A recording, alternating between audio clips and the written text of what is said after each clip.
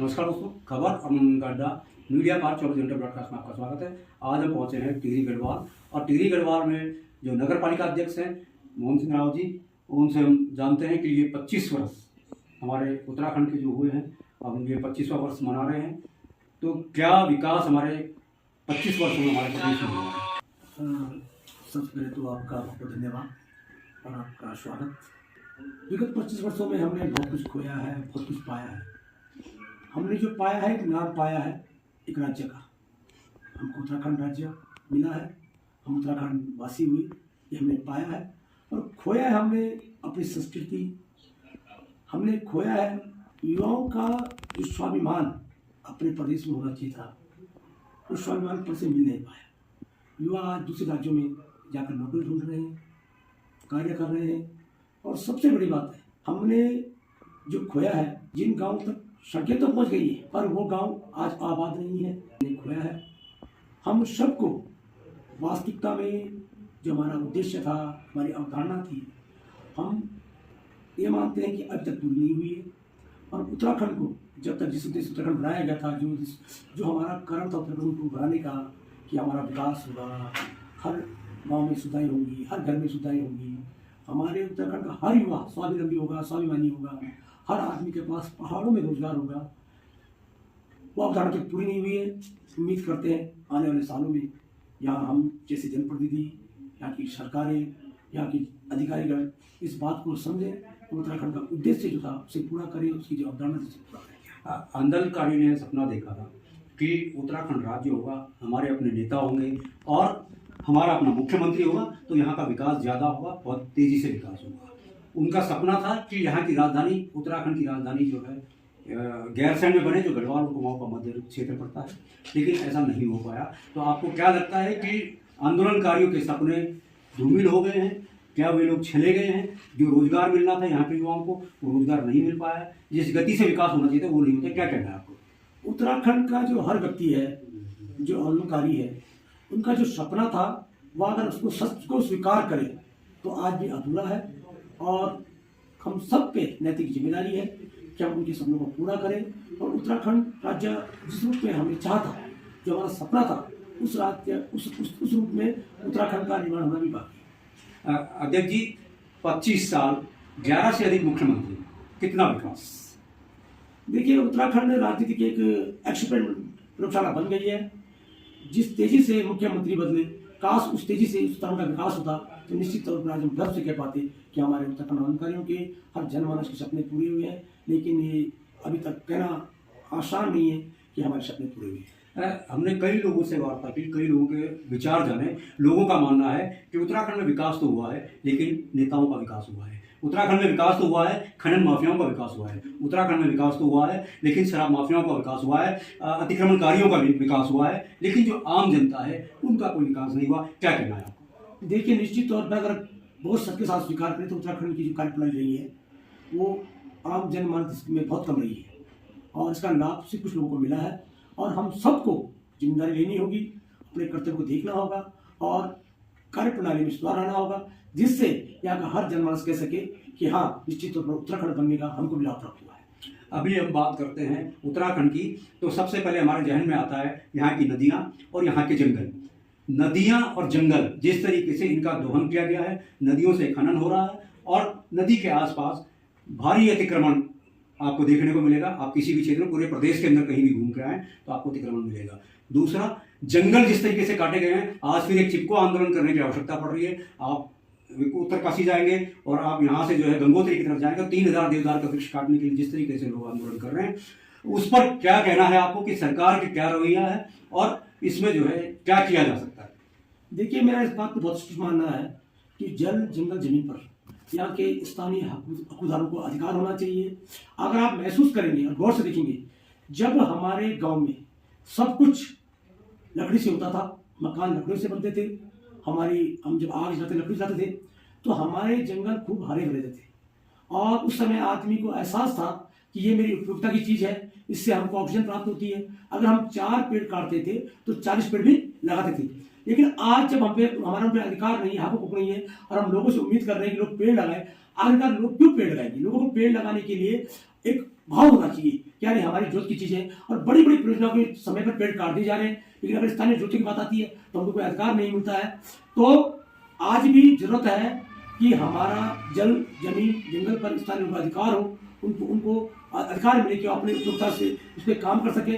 दूसरी बात आप देखेंगे, इतना बड़ा टीएडीसी ने इतना बड़ा डैम बनाया है, शासन ने इतना बड़ा डैम बनाया है, लेकिन सच जानिए कि आज भी उस डैम से प्रभावित विस्थापित लोगों को क्या मिल रहा है? जो पैसा, जो रॉयल्टीज जा रही है, उसका कितना % उस क्षेत्र में खर्च हो रहा है जहाँ पर विस्थापित लोग रहते हैं, प्रभावित लोग रहते हैं? तो आपको ये महसूस होगा कि नाक के बराबर आपको महसूस होगा कि ऐसा कुछ हो नहीं रहा है। तो लोग अगर त्याग क्यों करें, लोग बलिदान क्यों करें? अगर लोगों को उसके बदले में कोई सुविधा नहीं मिलनी, कोई रियायत नहीं मिलनी है, तो सरकारों को इन नीतियों में बिल्कुल बदलाव करना होगा कि जो व्यक्ति त्याग कर रहा है, बलिदान कर रहा है, उससे अर्जित होने वाले आय का उनको भी लाभ प्राप्त हो, उनके क्षेत्र में उससे विकास हो, उसके क्षेत्र में उनकी संस्कृति, सभ्यता को बढ़ावा मिले।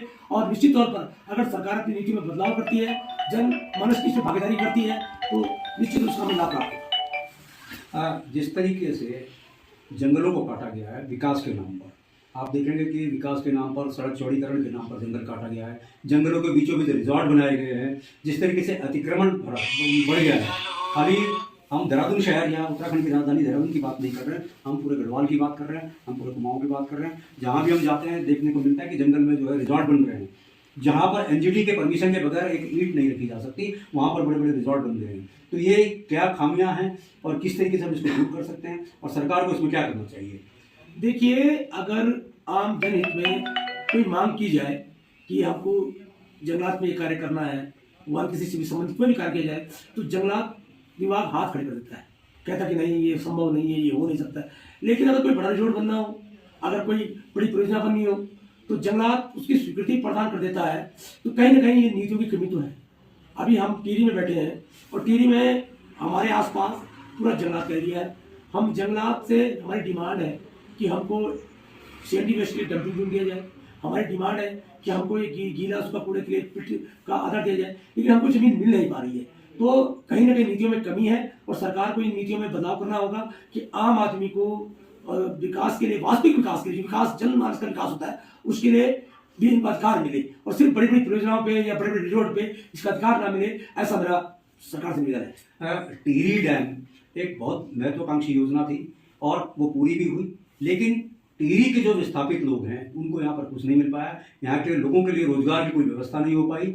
आज भी हम देखते हैं कि टिहरी डैम के विकास के नाम पर एक सीमित क्षेत्र में, कोटी के आसपास ही डेवलपमेंट है, लेकिन जो टिहरी है उससे अछूता रह जाता है। जबकि पुरानी टिहरी के लोग जो है टिहरी में आकर के बसे हैं, और यहाँ के लोगों के लिए रोजगार की कोई व्यवस्था नहीं है। मेरी अभी माननीय विधायक जी से बात हुई थी, उनसे भी मैंने आग्रह किया था कि एक रोपवे या कुछ ऐसा सिस्टम बना जाए कि पर्यटक वहां आए तो टिहरी में भी आकर के रुके, कम से कम एक नए पर्यटक स्थल को यहाँ पर जो है स्थापित किया जाए। ऐसी कोई योजना नगर पालिका, आप अध्यक्ष होने के नाते यहाँ पर कोई ऐसी योजना आप ला सकते हैं? देखिए, नगर पालिका जो संस्थान है, उसका जो आर्थिक क्षमता जो है, उसमें इतनी बड़ी योजनाओं का बनना तो संभव नहीं है। पर हमने कई बार प्रस्ताव दिया है कि टिहरी में कुछ चीज़ों पर बहुत ध्यान देने की जरूरत है, जैसे टिहरी झील और नेटरी साइड, अगर इनको सही तरीके से डेवलप किया जाए, इनको दूसरे जुड़ा जाए, तो कहीं ना कहीं मिनी स्विट्जरलैंड का स्थापना पर हो सकती है। जैसे कि आपने कहा रोपवे, अगर टिहरी झील से और नेटरी झील रोपवे को चलाया जाए तो निश्चित तौर से पर्यटकों का आवागमन बढ़ेगा। दूसरा, जो महानगर प्लान था ये टिहरी शहर बनाने का, उसमें एक संस्कृति, एक सभ्यता, बहुत बड़ी संस्कृति सभ्यता जो टिहरी झील में समा गई है। 180 साल पुराना शहर डूब गया है, तो उसकी अपनी एक संस्कृति थी, एक सभ्यता थी, तो उसका म्यूजियम नेटरी शहर के अंदर होना बहुत ज़्यादा जरूरी था। आने वाली पीढ़ी जान सके कि पुरानी टिहरी शहर क्या था, कैसा था, क्या उसका इतिहास क्या था, उसकी संस्कृति क्या थी, उसकी सभ्यता थी। मैं दावे से कह सकता हूँ, जिस दिन नेटरी शहर के अंदर एक अच्छा म्यूजियम बनेगा, जो पूरे पुरानी टिहरी के वास्तविक स्वरूप में आएगा, पुरानी टिहरी के जो इतिहास है उसके बारे में बताएगा, तो निश्चित तौर पर टूरिस्ट कहीं ना कहीं उसको देखने के लिए पर्यटन के रूप में शहर में उमड़ के आएंगे। और तीसरा, पहाड़ों में स्वास्थ्य सुविधाओं में, शिक्षा सुविधाओं में सुधार होगा, तो पहाड़ आबाद रहेंगे और पहाड़ एक अच्छे डेस्टिनेशन बनेंगे टूरिस्टों के लिए। अध्यक्ष जी, पुष्कर सिंह धामी जी ने, जो मुख्यमंत्री हैं उत्तराखंड के, आज से लगभग 3 से 4 वर्ष पूर्व जो टिहरी डैम है उसके आसपास इको टूरिज्म के नाम पर जो है डेवलप करने की बात कही थी, ताकि क्षेत्रीय लोगों को यहाँ पर रोजगार मिल सके। उस पर आज तक कोई कार्रवाई नहीं हो पाई है। तो इस पर क्या कहना है आपको कि भाई ये कितना फायदेमंद है कि लोकल जो यहाँ के लोग हैं उनको रोजगार प्राप्त हो सके? देखिए, किसी भी बड़ी महापरियोजना में लोगों को उनका अधिकार मिलना चाहिए, रोजगार मिलना चाहिए, लोगों को सुविधाएं मिलनी चाहिए, आम जनमानस को फायदा होना चाहिए, तभी उस परियोजना का सार्थक होना साबित होता है। अन्यथा के तौर पर बड़ी महायोजना परियोजना बनने में अगर स्थानीय लोगों को लाभ ना मिले तो फिर वो योजनाएं सिर्फ योजना मात्र बन के रह जाती है और लोग कहीं ना कहीं उस योजना से खुद को जोड़ नहीं पाते। ये बहुत बढ़िया आपने बात की। अब मैं आपसे अंतिम प्रश्न पूछना चाहूँगा कि आप जो है पालिका के अध्यक्ष हैं, पालिका के लिए आपकी क्या प्लानिंग है कि आप इसको कैसे, टिहरी शहर को कैसे सुंदर बना सकते हैं, इसके विकास के लिए आपकी क्या कार्य योजना है और यहाँ के लोग इससे कैसे लाभान्वित होंगे?